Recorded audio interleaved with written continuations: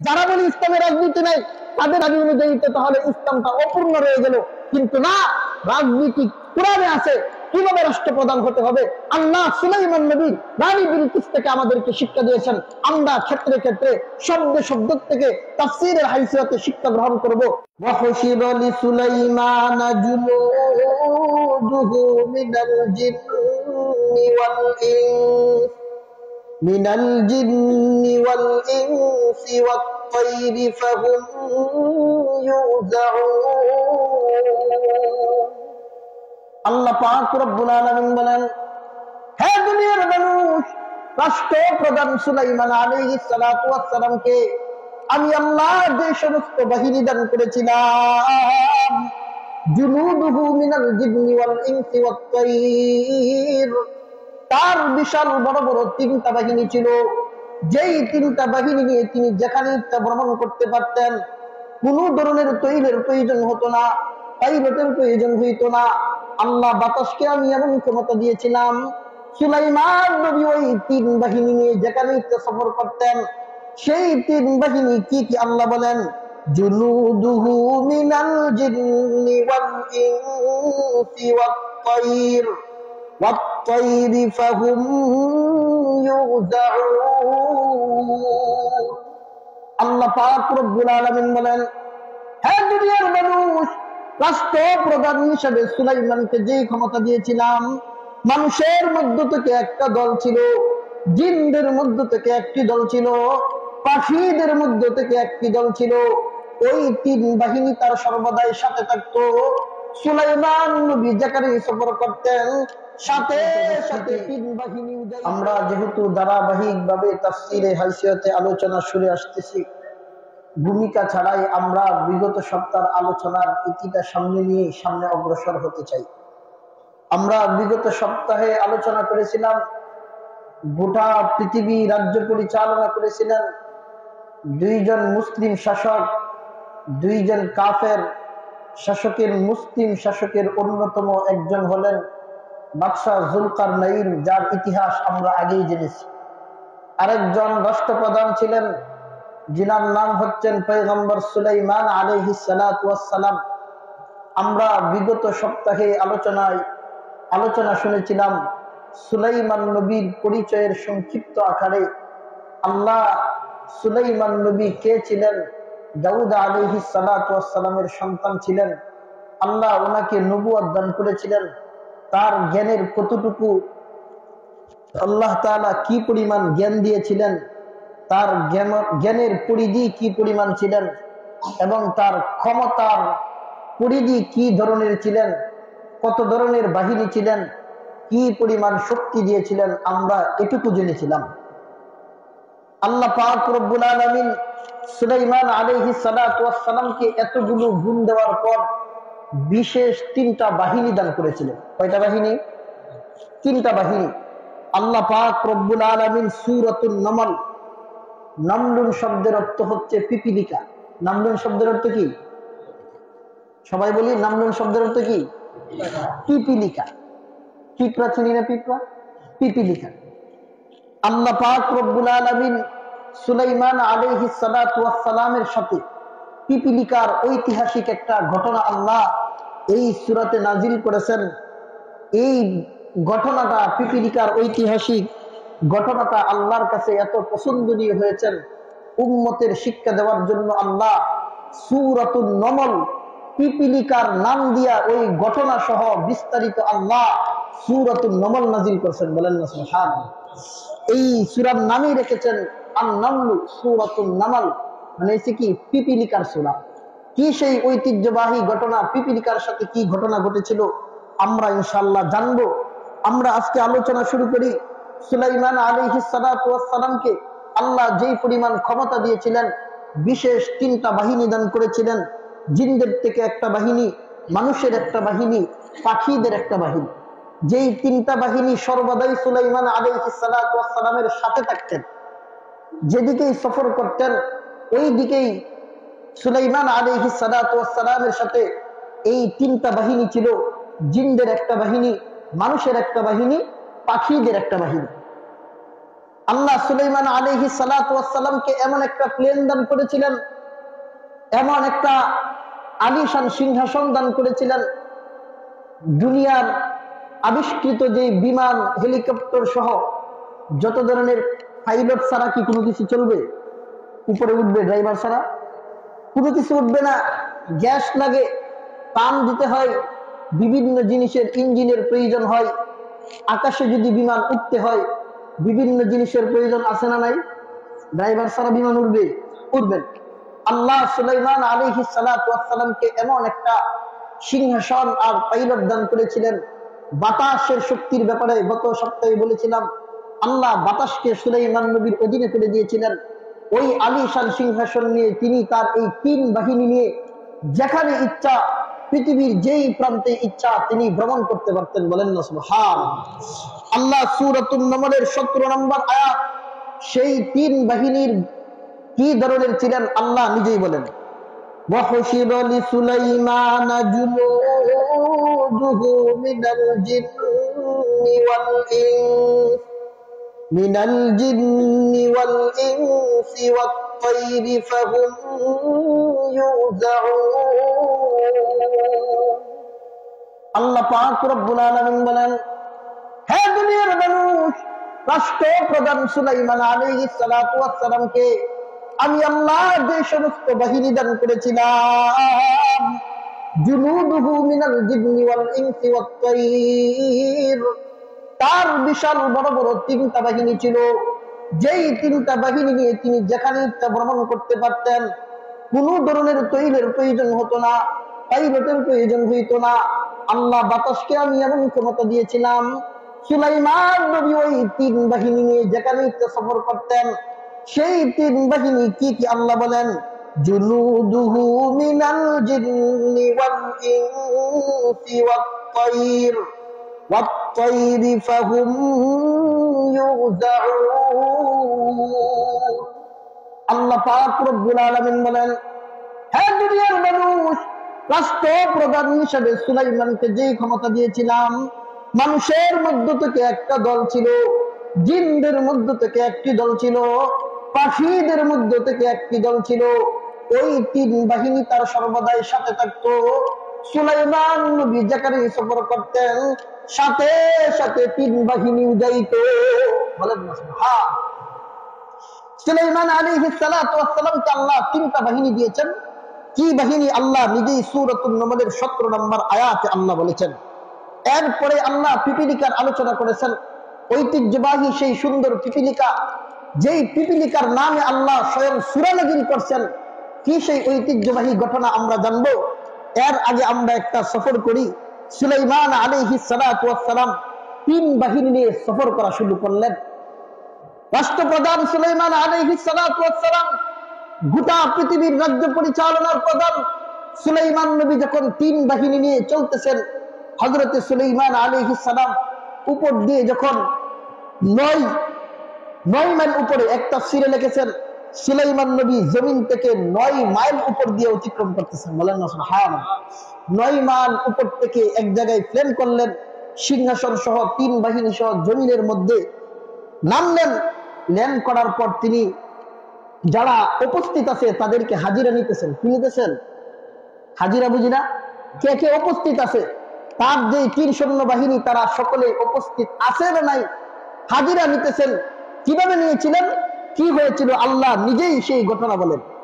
وَتَفَقَّدَ الطَّيْرَ فَقَالَ مَا لِيَ لَا أَرَى الْهُدْهُدَ أَمْ كَانَ مِنَ الْغَائِبِينَ।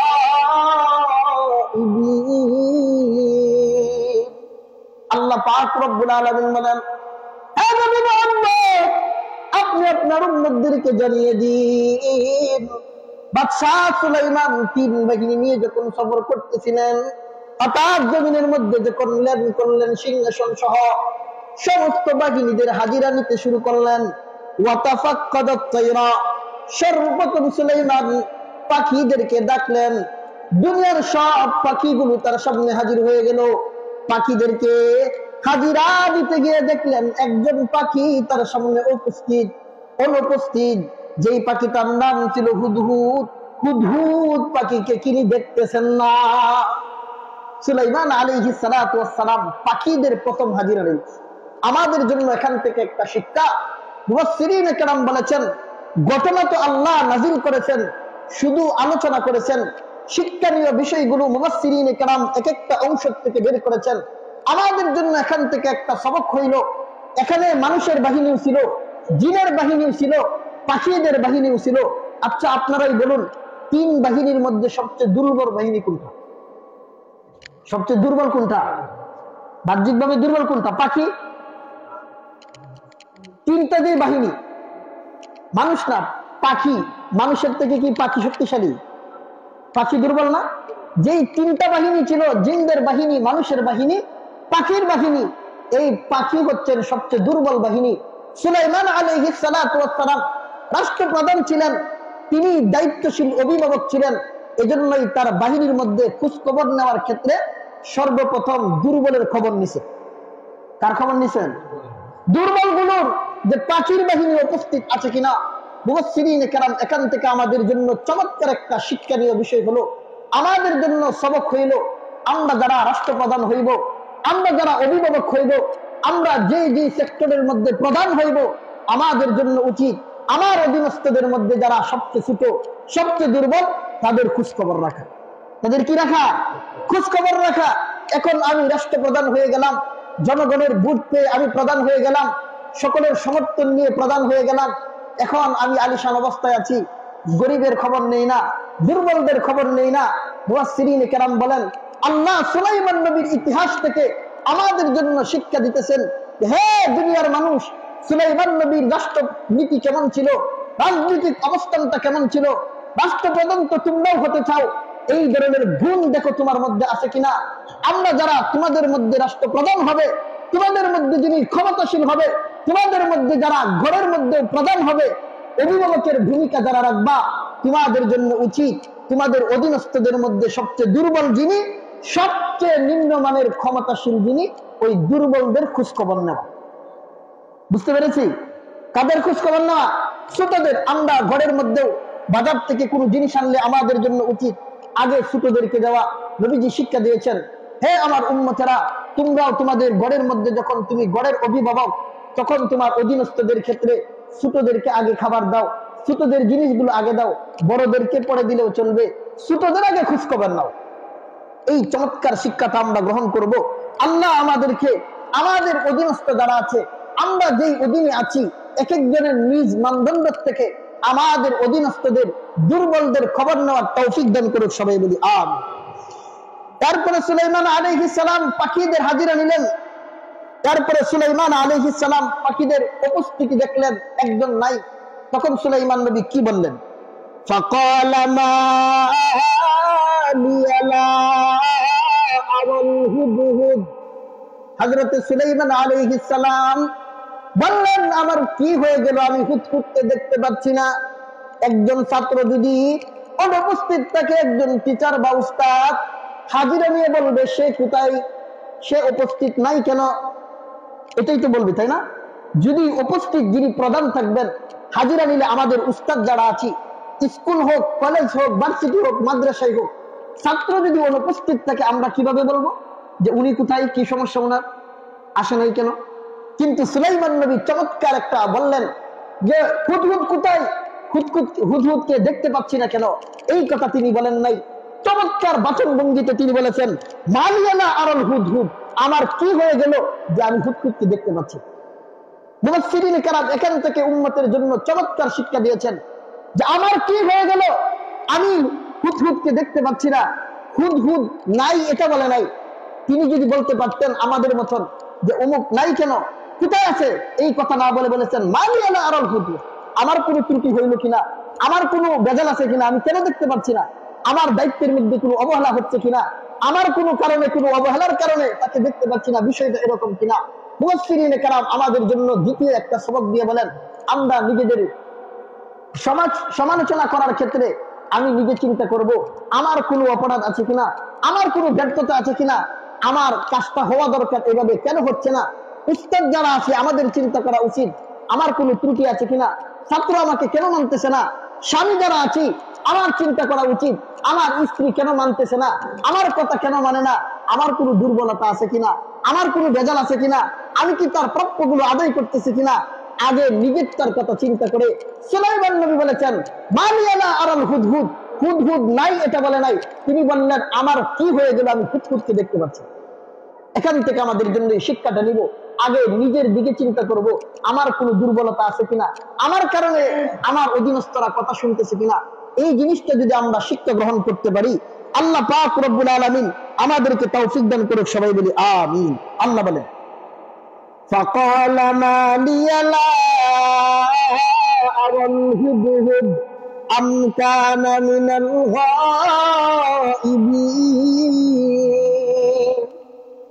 সুলাইমান আলাইহিস সালাতু ওয়াস সালাম বলেন আবার কি হয়ে গেল যে হুদহুদকে আমি দেখতে পাচ্ছি না, আমার কোনো অসুবিধা হইল নাকি, হুদহুদ নাই কেন? সুলাইমান নবী রাগান্বিত হইয়া বললেন লাউআযিবান্নাহু আযাবান শাদীদান আও লাআযবাহান্নাহু আও লায়াতিয়ান্নি বিসুলতানিন মুবিন। হযরত সুলাইমান আলাইহিস সালাম বলেন হ্যাঁ হুদহুদ কোথায় গেছে, উঠতে পাচ্ছি না। লাউআযিবান্নাহু আযাবান শাদীদা, আমি হুদহুদকে কঠিন শাস্তি দিব, কঠিন থেকে কঠিন শাস্তি দিব। আও লাআযবাহান্নাহু, অথবা তাকে হত্যা করে ফেলব। আও লায়াতিয়ান্নি বিসুলতানিন মুবিন, তিনটা কাজের একটা আমি করব। হুদহুদকে কেন খুঁজে পাচ্ছি না? হুদহুদকে যদি আসে, সে যদি আমার কাছে, আমি তাকে কঠিন শাস্তি দিব, অন্যতাই হত্যাই করে ফেলবো যদি সে উজর পেশ করতে না পারে। তিনি কি বললেন আল্লাহ ইয়াতিয়ানি বিসুলতানিন মুবিন, হয় শাস্তি দিব নয়তো হত্যা করে ফেলবো। এখন তো ক্লাসের সময়, এখন তো ছুটির সময় না, সে উপস্থিত হলো না কেন? সে যদি গ্রহণযোগ্য উজর পেশ করতে না পারে তাহলে কি করব? হত্যা করবো নয়তো কঠিন শাস্তি দিব। এখান থেকে মুফাসসিরিনে কেরাম আমাদের জন্য একটা নুকতা বের করেছেন, শিক্ষা বের করেছেন। উজর গ্রহণ করা এটা খুব গুরুত্বপূর্ণ বিষয়। আপনি আমি মনে করেন ব্যবসা করি, কৃষি কাজ করি, বন্ধ থেকে শস্য ক্ষেত কাজকর্ম করে বাড়িতে গেলাম, পাকশাক খাওয়ার কথায় 8টায় আমি প্রতিদিন নাস্তা করি, ঘরে গিয়ে দেখলেন 9টা বেজে গেছে, এখনো পাকশাক হয়েছেন। যে এই বুঝি লাডি আর দাউলে দৌড়ান, এটা কি ঠিক হবে? না, আমাদের জন্য উচিত হলো আগে উজর পেশ করা, আসলেই তার কোন শরীয়ত অনুযায়ী কোনো আসলেই সে কোনো বিপদগ্রস্ত কিনা, তার উজর আসে কিনা। যদি তার শরীয়ত অনুযায়ী কোনো উজর থাকে, আগে উজর গুলো পেশ করা।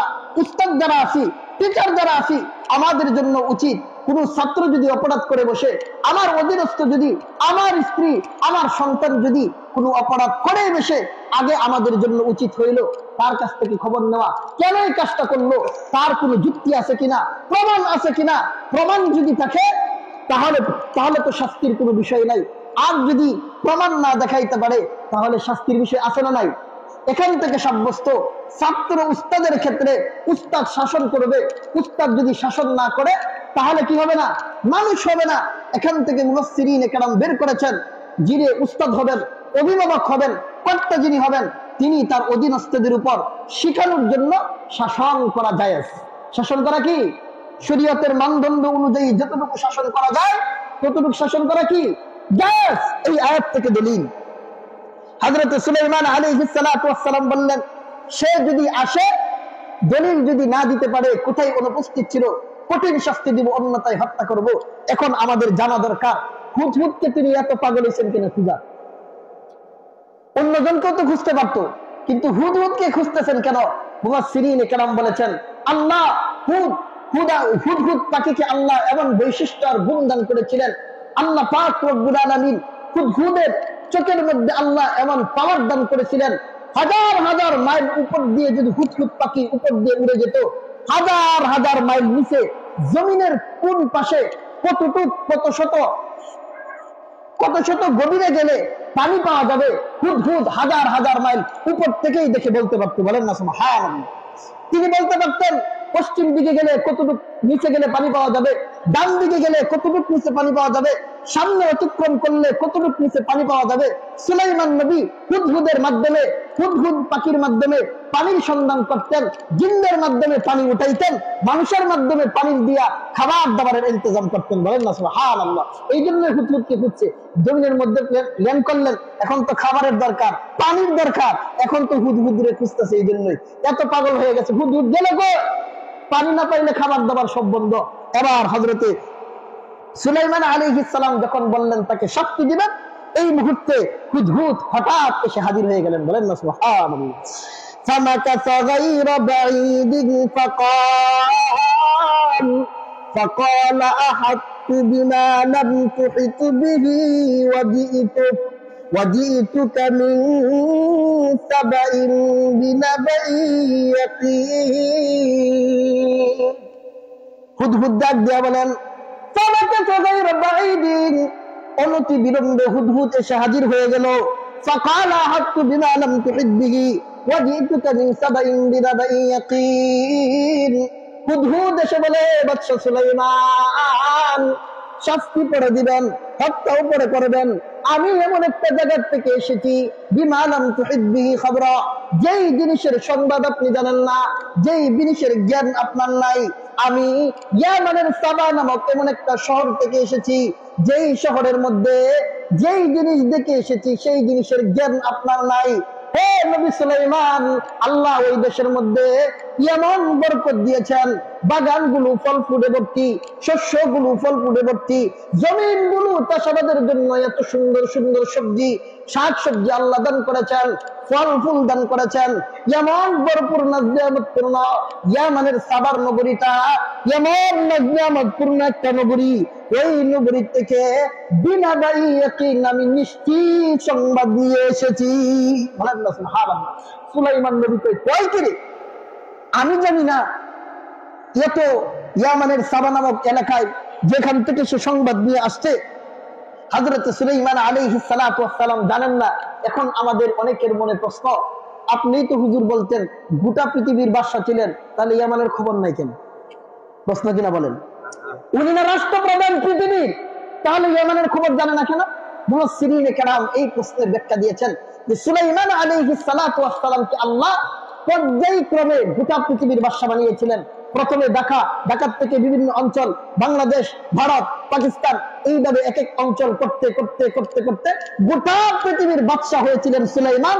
তখন পর্যন্ত ইয়ামানের সাবার নগরীর এখনো রাজত্বের ক্ষমতা সুলাইমানের হাতে আসে নাই। এজন্যই সুলাইমান নবী জানে না। এই হচ্ছে ব্যাখ্যা।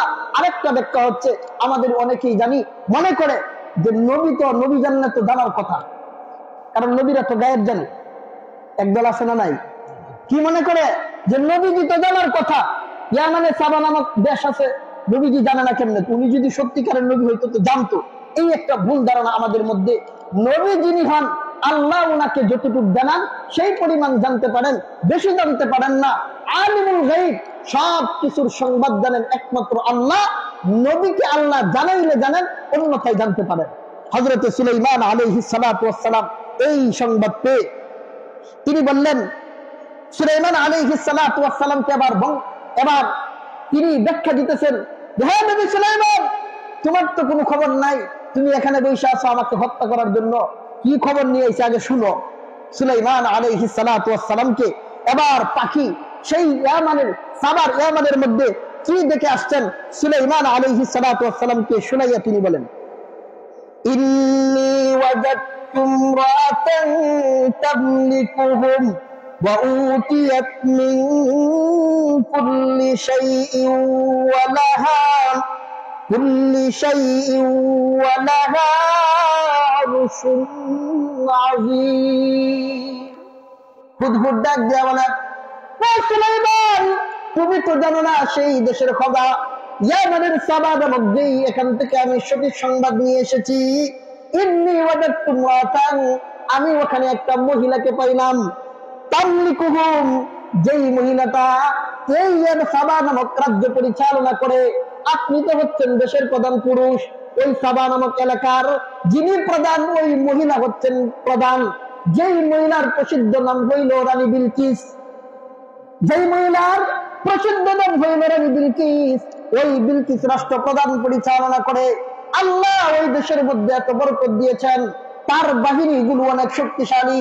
কিতাবের মধ্যে আসছে সুলাইমান আলাইহিস সালাতু ওয়াস সালামকে শুনাইয়া হুদহুদ বলতেছিলেন, হে সুলাইমান, আল্লাহ রানী বিলকিসের বাহিনীকে আল্লাহ এমন ক্ষমতা দিয়েছিলেন, এই বাহিনীগুলো এত শক্তিশালী মজবুত ছিল। রানী বিলকিসের একজন বাহিনীর যেই পরিমাণ পাওয়ার আর ক্ষমতা ছিল, অন্য অন্য দেশের হাজারটা বাহিনীর সাথে এক হাজারের মোকাবেলায় রানী বিলকিসের একজন সৈনিক যুদ্ধের জন্য যথেষ্ট ছিল। এই পরিমাণ শক্তি আল্লাহ রানী বিলকিসের বাহিনীকে দান করেছিলেন, এমন ক্ষমতা দান করেছিলেন। হযরত সুলাইমানকে শুনাইয়া বলেন, ওয়া উতিয়াত মিন কুল্লি শাই। হে সুলাইমান, একজন রাষ্ট্রপ্রধান হিসাবে তদানীন্তন সময়ের জন্য ওই সাবা নামক এলাকার মধ্যে রাষ্ট্র পরিচালনার জন্য যা যা প্রয়োজন, যেমন বাহিনীর প্রয়োজন, যা কিছুর প্রয়োজন, আল্লাহ ওই রানী বিলকিসকে রাষ্ট্র প্রধান হিসেবে যা যার প্রয়োজন সব কিছুর ইন্তজাম আল্লাহ রানী বিলকিসকে দান করেছে। সুবহানাল্লাহ, এত পাওয়ার ক্ষমতাশীল সুলাইমান নবী তো বসার থেকে উঠে পড়ানোর অবস্থা। সুলাইমানকে বলে, হে সুলাইমান, তুমি আমাকে হত্যা করবা, রাখো তোমার হত্যা, আরো কি আছে? হযরত সুলাইমানকে শুনায় বলেন, ওয়ালাহা মুসিন আযীম। হে সুলাইমান, এই রানী বিলকিস যে এত বড় রাষ্ট্রপ্রধান, সাবা নগরীর রাষ্ট্রপ্রধান, তার বাহিনীর এই অবস্থা। ওয়ালাহা আরশুন আযীম, তার বিশাল একটা সিংহাসন আছে। সেই সিংহাসনটা কেমন? মুফাসসিরিনে কেরাম বলেন, জমিন থেকে 30 হাত লম্বা, 40 হাত লম্বা, 80 হাত লম্বা, 40 হাত প্রস্থ। বলেন না আল্লাহু আকবার। এত বিশাল বড় সিংহাসন। ওয়ালাহা আরশুন আযীম। হে সুলাইমান, এই রানী বিলকিসকে তুমি সাধারণ মনে করবা না। যেমন সংবাদ নিয়ে এসছি, হত্যা করবা পড়ে, শাস্তি দিবাও পড়ে। আগে ঘটনা শুনো। আল্লাহ ওই রানী বিলকিসকে এত ক্ষমতা দিয়েছেন, এতগুলো নিয়ামত তাকে দিয়েছেন। তার যে সিংহাসনটা দেখে আসছি, জমিন থেকে 30 হাত লম্বা, 80 হাত লম্বা, 40 হাত প্রশস্ত, বিশাল বড় সিংহাসন। সেই সিংহাসন গুলোর পায়াগুলো, তক্তাগুলো শূন্য হীরামণি মুক্তা দিয়ে বানানো এবং রেশমি কাপড় দিয়া উপরে কাবার লাগানো আছে। বলেন না সুবহানাল্লাহ।